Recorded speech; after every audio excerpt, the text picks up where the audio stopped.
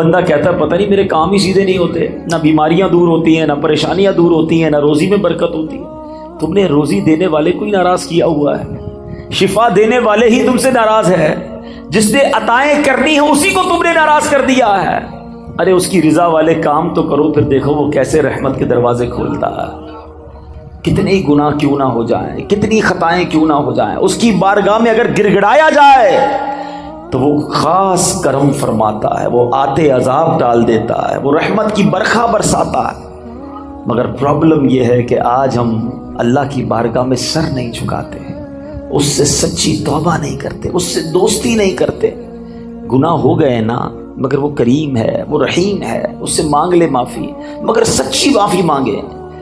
یہ توبہ نہیں ہے کہ یا اللہ میری توبہ، یا اللہ میری توبہ، اور پھر دوسرے گناہوں کے پلان باقی ہیں۔ نہیں، سچی توبہ کہ اب نہیں کروں گا۔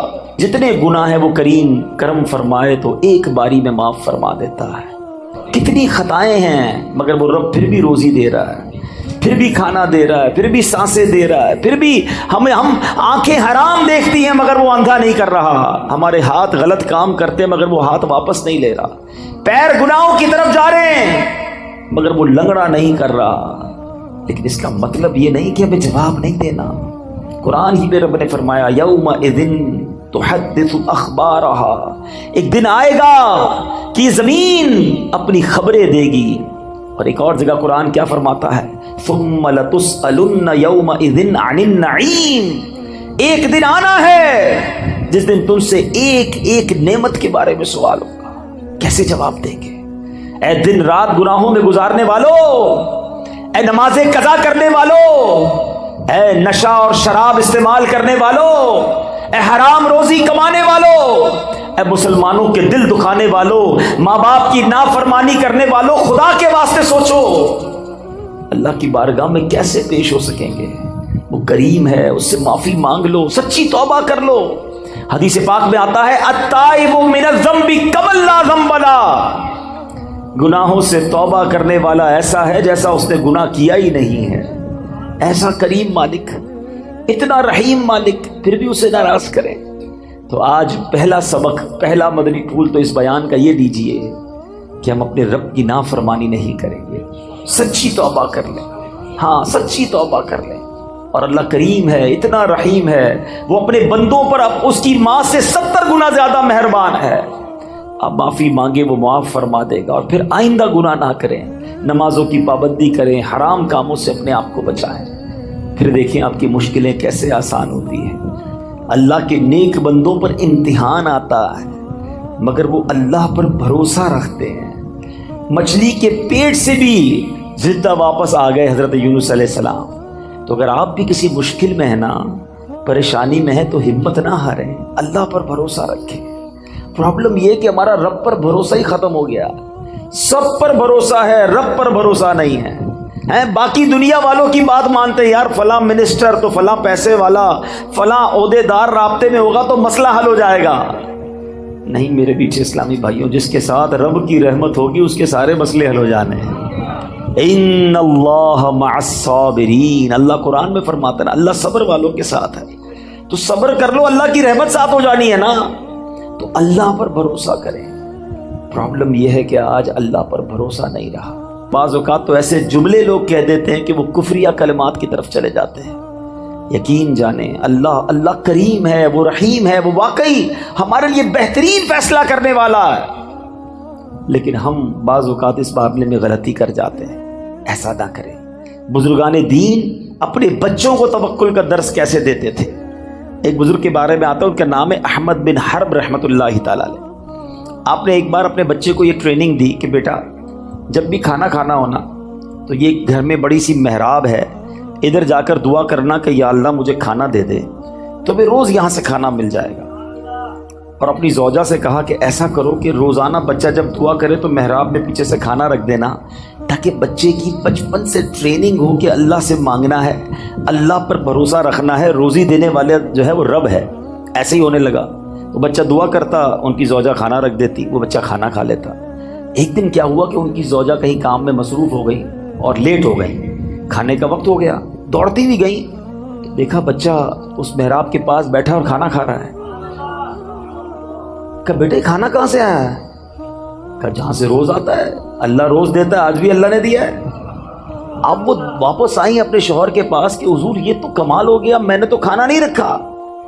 حضرت احمد بن حرب رحمۃ اللہ تعالیٰ فرماتے مجھے اسی دن کا انتظار تھا، اب تمہیں کھانا نہیں دینا، اب اللہ کی رحمت سے اسے خود ہی ملتا چلا جائے گا۔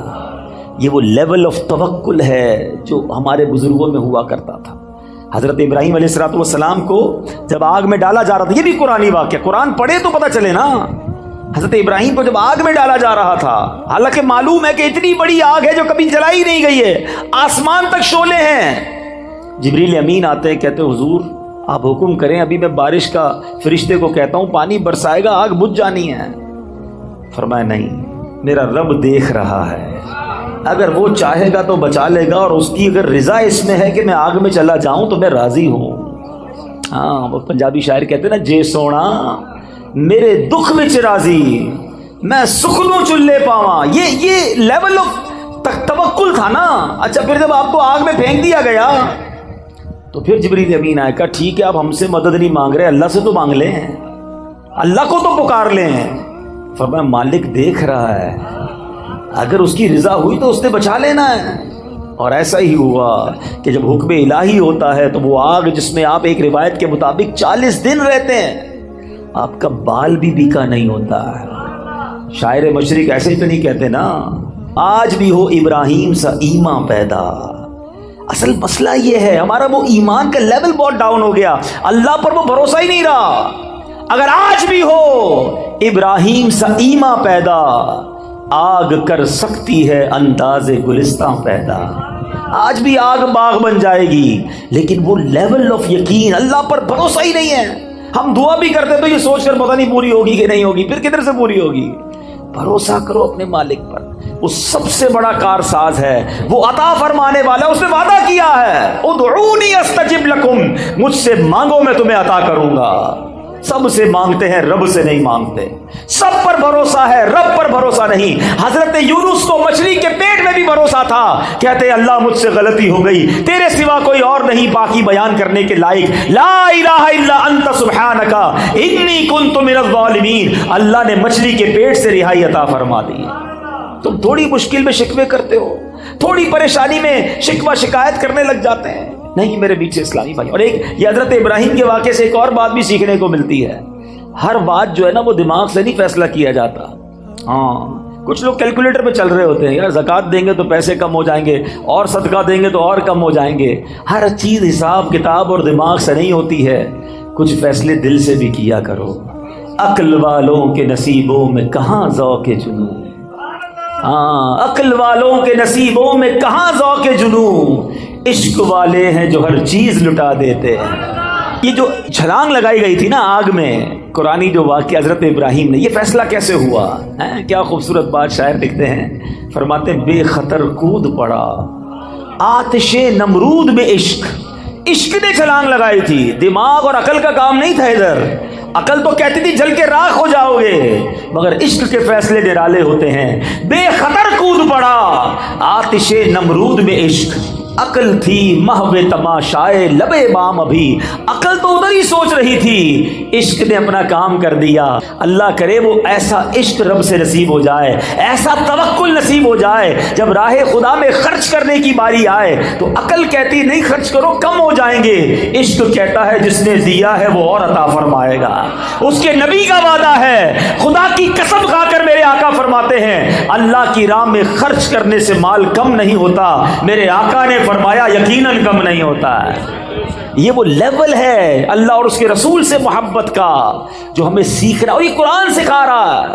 اللہ پر بھروسہ کیجئے، آپ جتنی بھی بڑی مشکل میں، اگر میرا کوئی بھائی یہاں بیٹھا ہے، بیمار بیٹھا ہے، قرض دار بیٹھا ہے، بے روزگار بیٹھا ہے، بے اولاد بیٹھا ہے، ٹینشن میں ہے، اور اس کو لگتا ہے کہ یار اب تو ایسا پھنسا ہوں کہ یہاں سے نکل نہیں سکوں گا۔ اچھا زندگی میں کبھی کبھی ایسا موڑ آتا ہے، ٹھیک ہے، کہ بندہ ایک لیول پر آ کر کہتا ہے یار اتنا قرضہ ہو گیا یہ تو میں دے ہی نہیں سکوں گا، اتنی بڑی پرابلم آ گئی، ایسی بیماری، ایسی ڈیفیکلٹی، اتنی مشکل، میں یہاں سے نہیں نکل سکوں گا، میری زندگی ختم۔ اس کو لگتا ہے آگے دیوار ہے، اور یہ وہ لیول ہوتا ہے کہ جس کے پاس یہاں جا کر توکل نہیں ہوتا نا تو دو پرابلم ہو جاتے ہیں۔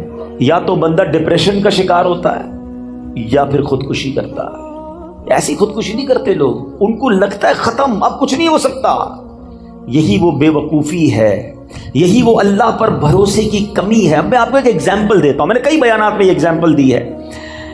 آپ کے گھر میں چونٹیاں آپ نے دیکھی ہوں گی نا، چونٹیاں جا رہی ہیں لائن لگا کر، اور آگے آپ ان چونٹیوں کی لائن جو جا رہی ہے اس کے آگے ایک سیب رکھ دیں، چونٹیاں کیا کریں گی؟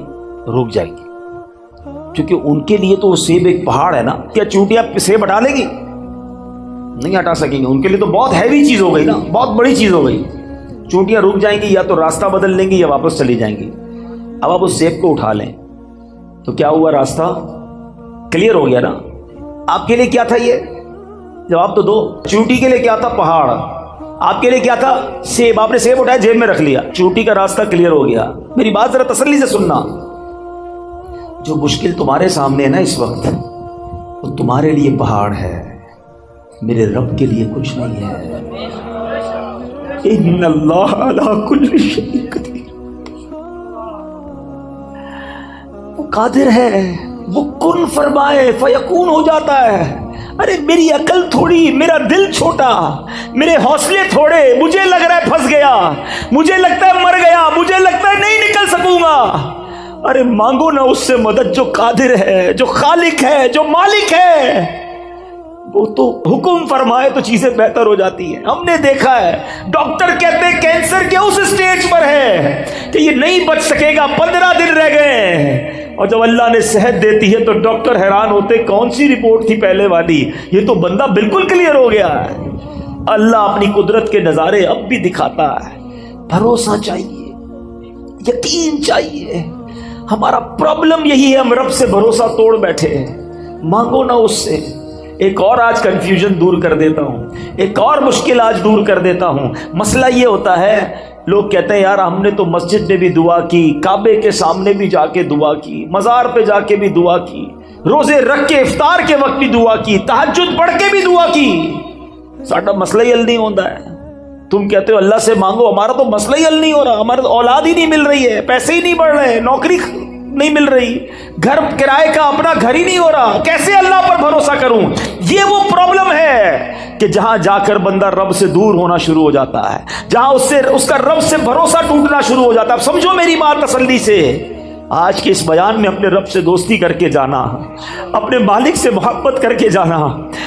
وہ خالق ہے میرا، وہ مالک ہے، وہ مجھے میری ماں سے زیادہ چاہنے والا ہے۔ سنو، جب دل میں یہ خیال آئے نا کہ اللہ میری سن نہیں رہا، اللہ کی طرف سے میرا کام نہیں ہو رہا، اس وسوسے کو جھٹک دینا۔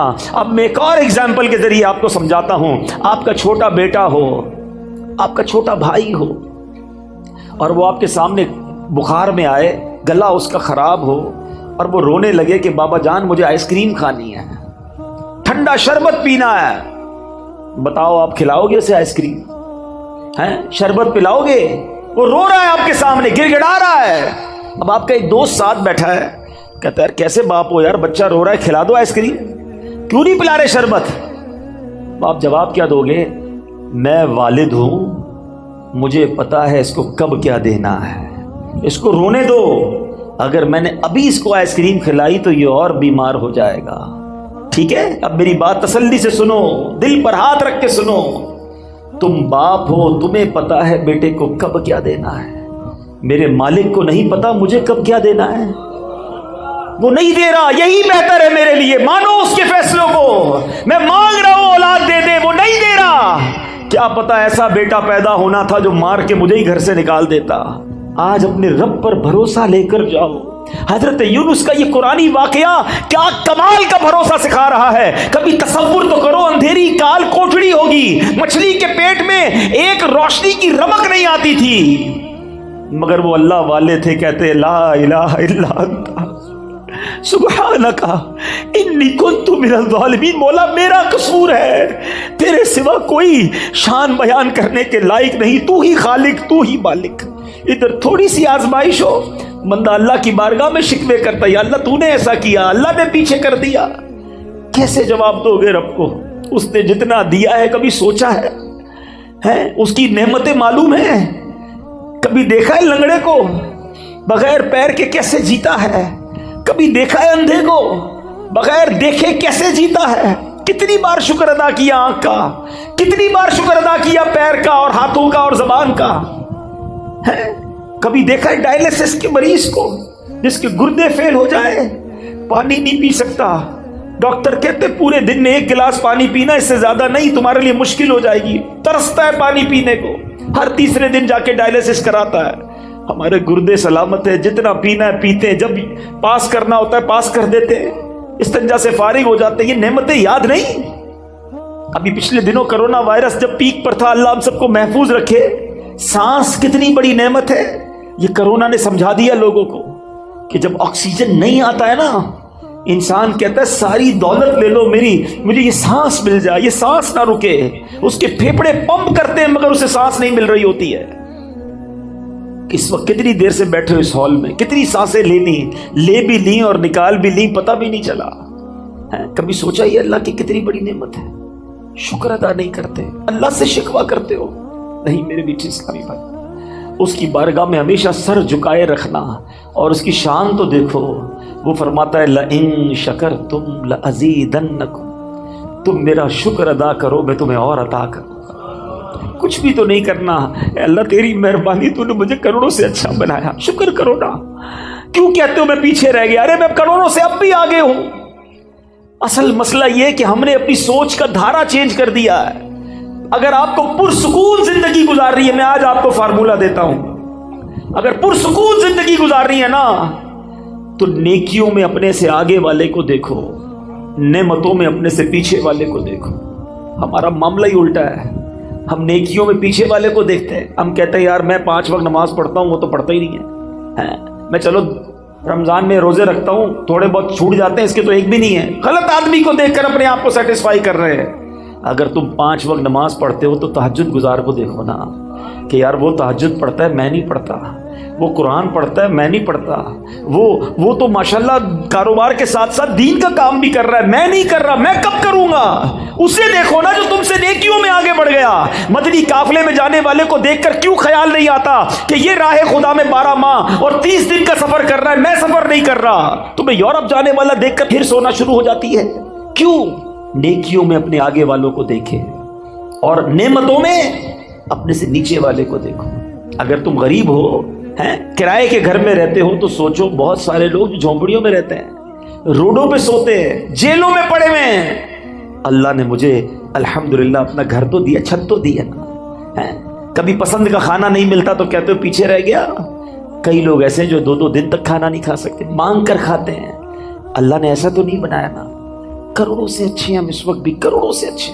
اپنی اوقات پتہ کرنی ہو نا تو پیر محل میں بھی کوئی ہاسپٹل ہوگا، کوئی بڑا ہاسپٹل ہو نا، اس کے ایمرجنسی وارڈ میں چلے جایا کرو اور وہاں دیکھا کرو لوگ کیسی کیسی بیماریوں میں آ رہے ہیں۔ پھر تمہیں احساس ہوگا کہ صحت کتنی بڑی چیز ہے۔ ہر حال میں اللہ کا شکر ادا کریں۔ یہ قرآنی وعدہ یاد کر لو۔ میں دوبارہ کہتا ہوں قرآن پڑھیں، خدا کی قسم وہ خزانہ ہے قرآن، پڑھیں تو سیکھنے کو ملے گا نا۔ ہمیں شاید دنیا کی بہت ساری معلومات ہے، لیکن مسلمان ہونے کے باوجود قرآن کے بارے میں معلومات نہیں ہوتی۔ نہ قرآن پورا تجوید سے پڑھا ہوتا ہے، نہ ترجمہ پڑھا ہوتا ہے، نہ تفسیر پڑھی ہوتی ہے۔ مجھے ایک بات بتائیں، پہلے صبح اٹھتے تھے نا لوگ، اللہ رسول کا نام لیتے تھے، اچھا پہلے پھر اس کے بعد اخبار پڑھتے تھے، اب اٹھتے ہی فون اٹھاتے ہیں پہلا کام، اور یہ دیکھتے ہیں کس کس کا میسج آیا ہے۔ جب تک ہمارے واٹس ایپ میسیجز، ہمارے جو بھی ہمیں پیغامات آئے، ہم سنتے نہیں، ہمیں چین نہیں آتا، کوئی اہم بات رہ نہ جائے۔ مجھے ایک بات بتاؤ، تمہارے دوست کا، تمہارے کاروباری ساتھی کا پیغام مس نہ ہو جائے، اس بات کا خیال ہے؟ اتنی عمر ہو گئی، اللہ کا پیغام قرآن تمہارے پاس آیا ہوا ہے، وہ پڑھ لیا، جان لیا رب نے کیا فرمایا ہے، اللہ نے ہمارے لیے کیا پیغام دیا ہے؟ کبھی سوچا آپ نے؟ قرآن تو ویسے ہی اللہ کا پیغام ہے، مگر خاص طور پر 89 آیتیں وہ ہیں جس میں اللہ نے براہ راست ڈائریکٹلی مجھ سے اور آپ سے بات کی ہے، اور کیا فرمایا؟ یا ایھا الذین آمنو، اے ایمان والو، اے ایمان والو۔ ہم ایمان والے ہیں نا، ہم سے بات ہوئی ہے، کیا ہم نے وہ 90 کے قریب آیتیں پڑھ لی؟ اللہ نے کیا فرمایا؟ مجھ سے کیا بات کی ہے؟ میری فیملی کا، میرے دوستوں کا، میرے بزنس کولیگز کا پیغام ڈسٹرب نہ ہو، اس کا خیال ہے۔ اللہ نے قرآن میں ہمیں پیغام دیا ہوا ہے, ہمارے پاس ٹائم ہی نہیں ہے. مرنے کے بعد کیا ہم یہ جواب دے سکیں گے کہ یا اللہ ٹائم نہیں تھا اس لیے قرآن نہیں پڑھ سکا؟ خدا را قرآن سے دور نہ رہیں, پڑھیں قرآن کو, اتنا کچھ موجود ہے. اور حدیث پاک کا مضمون ہے وہ دل ویران ہے جس میں کچھ قرآن نہیں ہے. سوچو کہ ہمارے دل میں کتنا قرآن ہے, ہم کتنا قرآن پڑھتے ہیں. اب میں قرآن کا واقعہ سناتا ہوں. ایک مقصد یہ ہے کہ قرآن سے محبت بڑھے, قرآن پڑھنے کا ذہن بنے. قرآن سے دور رہ کر زندگی اچھی نہیں ہے. یہ قرآن, وہ دیکھیں نا ہمارے موبائل میں بہت سارے سافٹ ویئرز ہوتے ہیں اور روز کئی بار کھولتے ہیں, مگر جس دن میں اور آپ قبر میں جائیں گے نا ہمارے سارے سافٹ ویئر آف لائن ہو جائیں گے. بلکہ کچھ دوست کہیں گے یار کئی دن ہو گئے آن لائن نہیں ہوا, اور بعد میں پتہ چلے گا یہ بندہ تو خود ہی آف لائن ہو گیا ہے, خود ہی دنیا سے چلا گیا ہے. اس کا مطلب یہ ہوا کہ قبر میں جا کر سارے سافٹ ویئر آف لائن ہو جائیں گے, مگر جس نے قرآن کو تھاما ہوگا یہ قبر میں بھی آن لائن رہے گا, یہ قبر میں بھی تمہارے ساتھ جائے گا, قبر کا نور بنے گا. تو کیوں نہ روز کچھ نہ کچھ قرآن پڑھا جائے. تو آئیے نیت کر لے, پہلی نیت تو یہ کر لے کہ ہم روز کچھ نہ کچھ قرآن پڑھیں گے انشاءاللہ. اس کو سمجھنے کی بھی کوشش کریں گے. ہے نا دعوت اسلامی آپ کے پاس, بچوں کے مدرسے الگ تو بڑوں کے مدرسے الگ, آن لائن مدرسہ الگ. آپ پڑھنے والے تو بنے, ہر جگہ آپ کو فیسلٹی دعوت اسلامی دے رہی ہے کہ کسی طرح قرآن پڑھ لیں اور اسے سیکھ لیں. اور اب آتے ہیں اس بڑے ہی عجیب و غریب واقعے کی طرف, اور یہ واقعہ ہے حضرت یونس علیہ السلام کا. شہر تھا نینوا جس کی ہدایت کے لیے آپ کو بھیجا گیا. آپ نے اپنی قوم کو اللہ کی طرف بلایا. وہ لوگ شرک کرتے تھے, وہ اللہ پر ایمان نہیں لاتے, بت پرستی کرتے تھے. آپ نے بہت ان کو سمجھایا, اللہ کی طرف بلایا. وہ قوم ہدایت نہیں پاتی تھی, ایمان لانے سے انکار کر دیا, الٹا آپ کے سامنے سرکشی کرتے تھے. تو آخرکار آپ نے کہا کہ اے لوگو, اب اگر تم ایمان نہیں لا رہے تو سنو میں تمہیں عذاب کے بارے میں بتا رہا ہوں. اب تم پر عذاب آئے گا اور میں کوئی بات جھوٹی نہیں کرتا.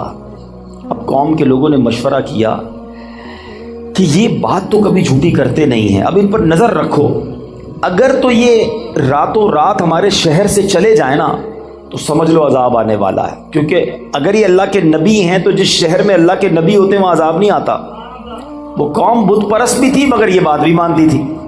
آپ پر فوکس کیا, آپ پر نظر رکھی اور دیکھا کہ رات آپ شہر سے باہر تشریف لے گئے. صبح ہوئی تو عذاب کی بدلیاں یعنی عجیب و غریب قسم کے بادل آنا شروع ہو گئے. قوم سمجھ گئی کہ اب عذاب آنے والا ہے. حضرت یونس کو ڈھونڈو. انہوں نے تلاش کیا, حضرت یونس پورے شہر میں نہیں ملے. اب قوم نے سمجھ لیا کہ عذاب آنے والا ہے. اب اس قوم نے کیا کیا کہ وہ ڈر گئے, کانپ گئے, اپنے بچوں کو لیا, عورتوں کو لیا, مویشیوں کو لیا اور پھٹے پرانے کپڑے پہنے اور جنگل میں نکل گئے اور رو رو کر اللہ کی بارگاہ میں توبہ کرنے لگے. حضرت یونس علیہ السلام پر اقرار اور ایمان لانے کی نیتیں کرنے لگے. شوہر بیوی سے الگ ہو گیا, مائیں بچوں سے الگ ہو گئیں, سب کے سب استغفار شروع کر دیا, گر گڑا کر رونے لگے. عذاب کے بادل آ چکے تھے مگر یہ روتے رہے, گر گڑاتے رہے. جو مظالم آپس میں انہوں نے کیے تھے ایک دوسرے سے معافیا مانگنے لگے. کسی کی حق تلفی کی تھی اس کا حق واپس لوٹا دیا. سچی توبہ کر کے کہتے ہیں یا اللہ ہم حضرت یونس کے رب پر ایمان لائے, وعدہ کرتے ہیں ہمیں معاف فرما دے. اللہ کریم کو ان لوگوں کی اس گریہ وزاری پر, مخلصانہ گریہ وزاری پر, بے قراری پر رحم آیا اور عذاب اٹھا لیا گیا. دھواں اور عذاب کی بدلیاں جو تھیں وہ بادل عجیب و غریب وہ دفع کر دیے گئے. شہر میں لوگ آئے اور امن و چین کے ساتھ رہنے لگے. اللہ کریم قرآن مجید میں اس کے بارے میں کیا ارشاد فرماتا ہے. قرآن کی پوری سورت کا نام سورہ یونس ہے, یہ پورا واقعہ اس میں موجود ہے. اللہ سورہ یونس میں ارشاد فرماتا ہے تو ہوئی ہوتی نہ کوئی بستی کہ ایمان لاتی تو اس کا ایمان کام آتا. ہاں یونس کی قوم جب ایمان لائے ہم نے ان سے رسوائی کا عذاب دنیا کی زندگی میں ہٹا دیا اور ایک وقت تک انہیں برتنے دیا. یاد رہے کہ اللہ کی قدرت کا ایک اصول ہے کہ جب قوم پر عذاب آ جاتا ہے تو عذاب آنے کے بعد तौबा मुफीद नहीं रहती, तौबा कबूल नहीं की जाती। मगर यूनुस अलैहिस्सलाम की कौम पर यह एहसान हुआ कि अजाब की बदलियां आ चुकी थी, मगर जब वो ईमान लाए तो उनसे अजाब को उठा लिया गया। अब माजरा ये हुआ, अल्लाह के नबी थे, आपको बता दिया गया था कि अजाब आना है, आपने अपनी कौम को बताया कि अजाब आने वाला है, खुद चले गए थे। आप जब वापस आए तो देखा कौम चैन से रह रही है, कोई अजाब नहीं आया। तो लोगों ने कहा कि हुजूर आप अपनी कौम में तशरीफ ले जाएं। फरमाया मैं कैसे जाऊं, अब मैं कौम में जाऊंगा, ये लोग तो मुझे झूठा समझेंगे और मुझे कत्ल कर देंगे, मैं तो इनको कहकर आया था अजाब आएगा। आप अपनी कौम की तरफ जाने की बजाय आप उस कौम से दूर समंदर की तरफ चले गए, कश्ती में बैठे। जब वो कश्ती आगे जाती है तो बीच समुद्र में जाकर वो कश्ती रुक गई। उस ज़माने के लोगों का ये मानना था कि बीच में कश्ती जब ही रुकती है जब कोई भागा हुआ गुलाम कश्ती में बैठा हो। तो लोगों ने कहा ऐसा करते हैं, कुरानदाजी करते हैं और देखते हैं कि कौन है जिसकी वजह से ये कश्ती रुकी है। अब जब कुरानदाजी की गई तो हज़रत यूनुस का ही नाम निकल आया। उस कौम ने हज़रत यूनुस को ही कश्ती से उतार कर पानी में डाल दिया, डुबो दिया पानी में। एक तरफ कौम बिछड़ गई, एक और आजमाइश कि अब आप पानी में डुबो दिए गए बीच समुद्र के अंदर। और अल्लाह का हुक्म देखें, अल्लाह की करनी देखें कि एक बड़ी सी मछली आई और हज़रत यूनुस को निगल गई। अब आप मछली के पेट में हैं, अभी जिंदा हैं, एक काल कोठरी है, नजर कुछ नहीं आ रहा। अब हज़रत यूनुस ने उस मछली के पेट में क्या पढ़ना शुरू किया, ला इलाहा इल्ला अंत सुब्हानका इन्नी कुन्तु मिनज़्ज़ालिमीन। ये कुरान में मौजूद है आयत, इसको आयते करीमा कहते हैं। आप ये दुआ करते रहे कि ऐ अल्लाह तेरे सिवा कोई जिसकी शान बयान की जाए, तेरे सिवा कोई नहीं जिसकी पाकी बयान की जाए। और ऐ अल्लाह मैं जालिमों में से हूँ। अपनी आजिज़ी का इजहार किया, अपनी इनकिसारी का इजहार किया, अल्लाह से मदद मांगते रहे। उसकी बरकत से अल्लाह पाक ने आपको उस मछली से कैसे निजात दी कि आप उस मछली ने आकर आपको किनारे पर आके उगल दिया, लेकिन आप बिल्कुल कमज़ोर हो गए थे, आपकी जिल्द भी बड़ी नरम हो गई थी, कई कई दिन मछली के पेट में रहे थे। अब अल्लाह की कुदरत का एक और नज़ारा ये हुआ कि उस साहिल के किनारे जो है एक बेल उगती है और आप उसके साए में आराम करते हैं, उसी से कुछ खाना पीना भी आपको मिलता है, आप में तवानाई आ जाती है। और अब आप अपनी कौम की तरफ जब जाते हैं तो कौम इंतहाई मोहब्बत और एहतराम के साथ आपको वेलकम भी करती है और ईमान भी ले आते हैं। ये वाक़या मैंने बड़े मुख्तसर अंदाज में आपको सुना दिया। सूरह यूनुस की तफसीर पढ़ें तो अंदाज़ा होगा कि अल्लाह की कुदरत के कैसे कैसे नज़ारे कुरान में मौजूद हैं। अकल हैरान हो जाती है कि मछली के पेट में हज़रत यूनुस अलैहिस्सलाम कैसे जिंदा रहे। अल्लाह अकबर। तो ऐ मेरे मीठे इस्लामी भाइयों, अब इस वाक़े से हमें बहुत कुछ सीखने को मिलता है। हमें ये सोचना चाहिए कि मछली के पेट में आप कितना टाइम रहे।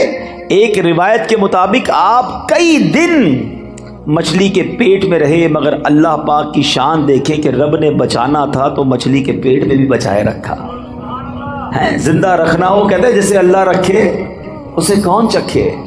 अब इस एक कुरानी वाक़े से बहुत कुछ सीखने को मिल रहा है। पहली बात ये सीखने को मिली कि सच्ची तौबा ये अल्लाह की रज़ा का सबब है।